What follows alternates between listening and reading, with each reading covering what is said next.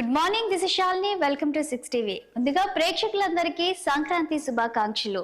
ఇక వార్తా పత్రికల్లోని ప్రధాన అంశాలను చూద్దాం. ముందుగా మనం ఈనాడు పేపర్ చూస్తే ఇక్కడ మనం చూస్తున్నాం ఏక్ భారత్ స్ఫూర్తిని ప్రతిబింబించే సంక్రాంతి పండుగలాగా ఇక్కడ ఒక ఫోటోని మనం చూస్తున్నాము. ఇందులో ప్రధాని మోదీ అలాగే తదితరులు కనిపిస్తున్నారు. మకర సంక్రాంతిని పురస్కరించుకొని ఢిల్లీలో కేంద్ర మంత్రి ఎల్ మురుగన్ నివాసంలో జరిగిన వేడుకల్లో పాల్గొన్న ప్రధానమంత్రి నరేంద్ర మోదీ అలాగే చిత్రంలో సినీ నటి మీనా తదితరులు పాల్గొన్నట్లు తెలుస్తుంది. ఇక నెక్స్ట్ న్యూస్ చూసినట్లయితే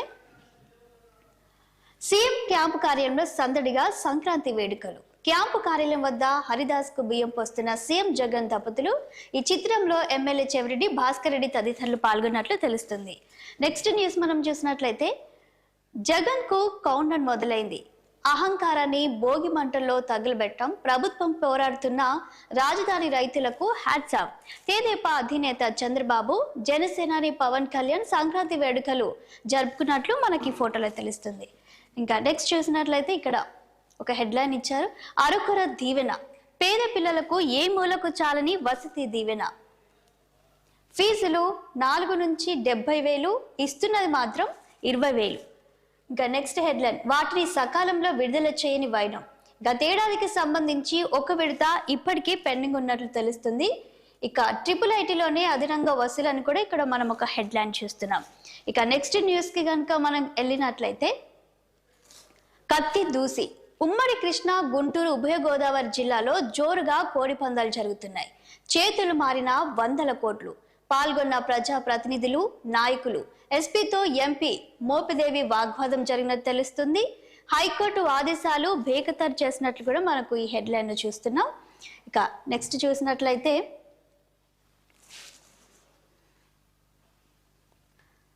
ఆదాయం కోసం ఆలయమా. విశాఖ ఆలయాలపై శారదా పీఠం కన్నుపడినట్లు తెలుస్తుంది. నెక్స్ట్ ఇక దీనిని వ్యతిరేకిస్తున్నారు స్థానికులు. ఇక నెక్స్ట్ చూసినట్లయితే ప్రజల బాధలు మాకు తెలుసు. మణిపూర్ ప్రజానికాన్ని పరామర్శించే తీరిక మోదీకి లేదా. భారత్ జోడో న్యాయ యాత్రలో రాహుల్ మాట్లాడినట్టు తెలుస్తుంది. ఇక నెక్స్ట్ మనం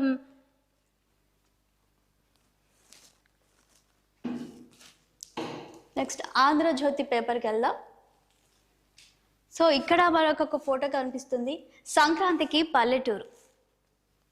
పండుగ వేళ ఊరెళ్ళిన పట్నం వాసులు. ఇక్కడ మనం చూసినట్లయితే తెలుగు రాష్ట్రాల్లో పెద్ద పండుగ సందడి. కుటుంబం అంతా కలిసి సంబరాలు.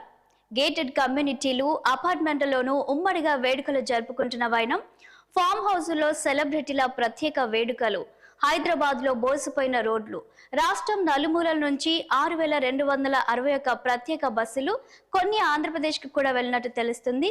సో ఈ ఫోటోలో మనకు చూసినట్లయితే ఇక సంక్రాంతి పండుగ సందర్భంగా హైదరాబాద్ లో నివసిస్తున్న ప్రజలందరూ కూడా పల్లెబాట పట్టినట్లు కూడా మనకు తెలుస్తుంది. సో దీంతో హైదరాబాద్ లో దారులన్నీ కూడా మరి బోసిపోయినట్లు ఇక్కడ మనం చూస్తున్నాము. ఇక నెక్స్ట్ న్యూస్ కి కనుక మనం వెళ్ళినట్లయితే పందెం నీదా నాదా. కోస్తాంధ్ర జిల్లాలో కోడి పందాలు, గుండాటల జోరు. ఒక పశ్చిమలోనే 200 బరులు, కోట్లలో పందాలు. సో అదేవిధంగా ఇంకో కొన్ని హెడ్లైన్స్ ఉన్నాయి, అవి చూద్దాం. పలు బరుల్లో 25 లక్షలుంటేనే లోపలికి. అక్కడే పేకాటలు, ఏరులై పారిన మద్యం. నిర్వాహకుల నుంచి భారీ మొత్తంలో నేతల వసూళ్లు. గోదావరి, కృష్ణా జిల్లాలో తొలి రోజే 100 కోట్లు. తెలంగాణ నుంచి భారీగా తరలి వచ్చిన ఔత్సాహికులు. ఇక నిన్న భోగి సంక్రాంతి సందర్భంగా ఇప్పటికే మరి కోస్తా జిల్లాలో కొన్ని ప్రాంతాల్లో మాత్రం కోడి పందాలు అలాగే గుండాట ఇలాంటివి కూడా అక్కడ సో అంటే అధికారులు ఏదైతే వాళ్ళకి ఆంక్షలు విధించినా కూడా వాటిని పట్టించుకోకుండా కోడి పందాలు నిర్వహించినట్లు మనకు తెలుస్తుంది. ఇక నెక్స్ట్ మనం చూసినట్లయితే చైనా మాజా గొంతు తెగ్గేసింది. లంగర్ హౌస్ లో ఆర్మీ జవాను దుర్మరణం. ఫ్లైఓవర్ మీద బైక్ పై వెళ్తుండగా మెడకు మాంజ చుట్టుకోవడంతో పతంగులు ఎగురవేసే ఉత్సాహంలో ఆగని విషాదాలు. భవనంపై నుంచి పడి నాగోలులో 13 ఏళ్ల బాలిక అలాగే పేట్ బషీరాబాద్ లో 20 ఏళ్ల యువకుడు మృతి. సో నెక్స్ట్ మనం చూసినట్లయితే కాంగ్రెస్ ఎమ్మెల్సీ అభ్యర్థులుగా అద్దంకి, మహేష్. అంటే కాంగ్రెస్ ఎమ్మెల్సీ అభ్యర్థులుగా అద్దంకి అలాగే మహేష్ ఉన్నారని ఇక్కడ ఒక క్వశ్చన్ మార్క్ చూస్తున్నాం. ఎమ్మెల్యేల కోటాలో దక్కనున్న అవకాశం అలాగే పరిశీలనలో చిన్నారెడ్డి, హర్కర వేణుగోపాల్, బలరాం నాయక్, పటేల్ రమేష్ రెడ్డి పేర్లు కూడా. సో గవర్నర్ కోటాలో కోదండరాం, ఆమిర్ అలీ ఖాన్ నేడు ప్రకటించిన కాంగ్రెస్ అధిష్టానం. సో మరి ఈ రోజు ఎమ్మెల్యేల కోటాలో ఎవరికి అవకాశం దక్కును అనేది ఈ రోజు మనకు తెలియబోతుంది. ఇంకా నెక్స్ట్ న్యూస్ కనుక మనం చూసినట్లయితే, పైన రామజపం లోన కత్తులు, మతాన్ని రాజకీయాలతో కలిపి ప్రజల్ని రెచ్చగొట్టడమే బీజేపీ విధానం. ఇక్కడ మనం ఒక ఫోటో చూస్తున్నాము.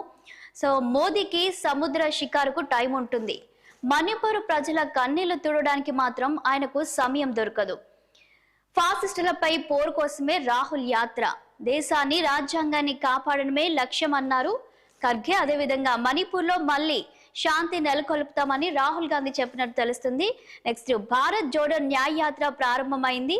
సో దీంట్లో ముఖ్యమంత్రి రేవంత్ రెడ్డి అలాగే భట్టి షర్మిల కూడా పాల్గొన్నట్లు తెలుస్తుంది. ఇక నెక్స్ట్ న్యూస్ కనుక మనం వెళ్ళినట్లయితే, ఆంధ్రజ్యోతిలో తెలంగాణ బలాన్ని చాటుతాం, భారీ పెట్టుబడుల లక్ష్యంగా దావోస్ లో సీఎం రేవంత్ పర్యటన చేస్తున్నట్టు తెలుస్తుంది. అనేక మంది పారిశ్రామికవేత్తలతో ఆయన సమావేశం, కీలక రంగాల పెట్టుబడులపై సంతకాలు చేసే అవకాశం, వ్యవసాయ ఎకానమీపై వాతావరణ మార్పుల ప్రభావం, రైతుల జీవనోధిపై ప్రసంగించనున్న ముఖ్యమంత్రి. ఇక పర్యటన వివరాలను వెల్లడించిన ఐటీ మంత్రి Sridhar Babu. So next paper కి కనుక మనం వెళ్ళినట్లయితే, వెలుగు పేపర్ని ఒకసారి చూసుకుందాం.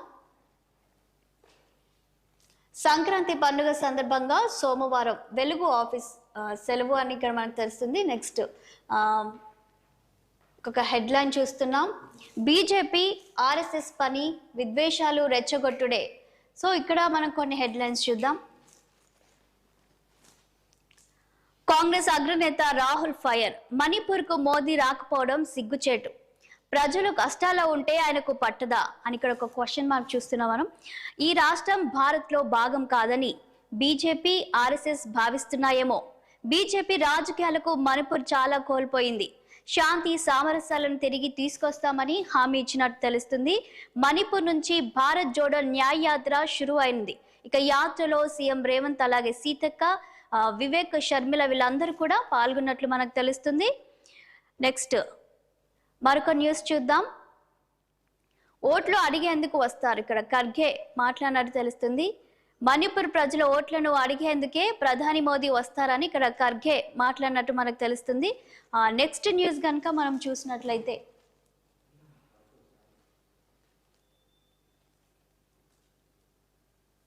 ఇక్కడ పంచకట్టులో ప్రధాని మోదీ కనిపిస్తున్నారు, సంక్రాంతి వేడుకల్లో పాల్గొన్నట్లు తెలుస్తుంది. అదేవిధంగా సో మరొక న్యూస్ చూద్దాం. అయోధ్యకు 100 మంది విదేశీ ప్రతినిధులు రానున్నట్లు తెలుస్తుంది. అయోధ్యలో రాముడి ప్రాణ ప్రతిష్ఠ కార్యక్రమానికి 55 దేశాల నుంచి దాదాపు 100 మంది ప్రముఖులు హాజరు కానున్నారని world Hindu foundation global chairman Swami Vijnanandan తెలిపారు. సో నెక్స్ట్ మరొక న్యూస్ చూద్దాం. ఇక మేడారంలో ముందస్తు మొక్కులు, మేడారం సమ్మక్క సారలమ్మ దర్శనానికి ఆదివారం భక్తులు భారీగా తరలి వచ్చి ముందస్తు మొక్కులు అప్పచెప్పారు. దీంతో దేవతల గద్దలు, జంపన్న వాగు, మేడారం చుట్టుపక్కల వనం జనంతో కిటకిటలాడినట్టు మనకు తెలుస్తుంది. నెక్స్ట్ మల్లన్న సాగర్ భూకంప జోన్లో రిజర్వాయర్ కింద 3 పొరల లీనమెంట్ సమగ్రంగా స్టడీ చేయాల్సిందేనని అప్పట్లో చెప్పిన ఎంజీఆర్ఐ పట్టించుకోకుండా నిర్మాణం మొదలుపెట్టిన గత బీఆర్ఎస్ సర్కార్ 95% నిర్మించిన తర్వాత టెక్నికల్ కమిటీ ఏర్పాటైనట్టు కూడా మనకు తెలుస్తుంది. ఇక కాగ్ డ్రాఫ్ట్ రిపోర్టులో విస్తుపోయే నిజాలు కూడా బయటకు వచ్చినట్టు కూడా మనకు తెలుస్తుంది. నెక్స్ట్ న్యూస్ మనం చూసినట్లయితే, కాంగ్రెస్ ప్రభుత్వాన్ని కూల్చేందుకు కేసీఆర్ కుట్ర, లోక్సభ ఎన్నికల తర్వాత ఎప్పుడైనా కూలిపోయే ప్రమాదం ఉందని బండి సంజయ్ తెలిపినట్టు మనకు తెలుస్తుంది. కాంగ్రెస్ లో కేసీఆర్ కోవట్టులున్నారు, కేటీఆర్ని తిడితే పొన్నంకు ఎందుకు బాధ అని ఇక్కడ ఒక క్వశ్చన్ మార్క్ చూస్తున్నాం. ఆయన ఎవరి కోసం కరీంనగర్ వదిలి హుస్నాబాద్ పోయారో తెలుసని కామెంట్ చేసినట్టు తెలుస్తుంది. నెక్స్ట్ మరొక న్యూస్ చూద్దాం. బీఆర్ఎస్ కు అంత శక్తి లేదు, మేమేమంత వీక్ గా లేం, కూల్చుడు మాటలు బంద్ చేయాలని ఇక్కడ మంత్రి పొన్నం చెప్తున్నట్లు మనకు తెలుస్తుంది. సంజయ్ జ్యోతిషం చదివాడని తెలియదు, ఆయన దేశంలోనే నంబర్ 1 విఫల ఎంపీ అని కామెంట్ చేసినట్లు కూడా తెలుస్తుంది. స్మార్ట్ సిటీ పనుల్లో అవినీతిపై ఎంక్వైరీ జరుగుతుందని వెల్లడించారు. సో నెక్స్ట్ మరొక అంశాన్ని చూద్దాం. బడ్జెట్ టార్గెట్ 6 గ్యారెంటీలు పథకాల అమలే లక్ష్యంగా అంచనాలు వేస్తున్నట్లు కూడా మనకు తెలుస్తుంది. ఏ స్కీమ్ కు ఎంత అనే దానిపై పక్కాగా లెక్కలు, దాదాపు 90,000 కోట్ల రూపాయలు అవసరం అవుతాయని ఇప్పటికే కాంగ్రెస్ పార్టీ అంచనా వేసినట్లు కూడా తెలుస్తుంది. మరొక న్యూస్ చూద్దాం. ఫామ్ హౌస్ కు వచ్చి వ్యవసాయం చేసుకుంటా. సో ఇక్కడ మనం మాజీ ముఖ్యమంత్రి కేసీఆర్ ఫోటో అయితే చూస్తున్నాం. అవసరమైన ఎరువులు, విత్తనాలు పంపు, ఎరువుల వ్యాపారికి మాజీ సీఎం కేసీఆర్ ఫోన్ చేసినట్లు కూడా తెలుస్తోంది. సో ఇవన్నీ ఈరోజు ఉన్నటువంటి వార్తాపత్రికల్లోని ప్రధాన అంశాలు. ఇక బులెటిన్ విశేషాలకు వెళ్లే ముందు ఒక చిన్న విరామం తీసుకుందాం.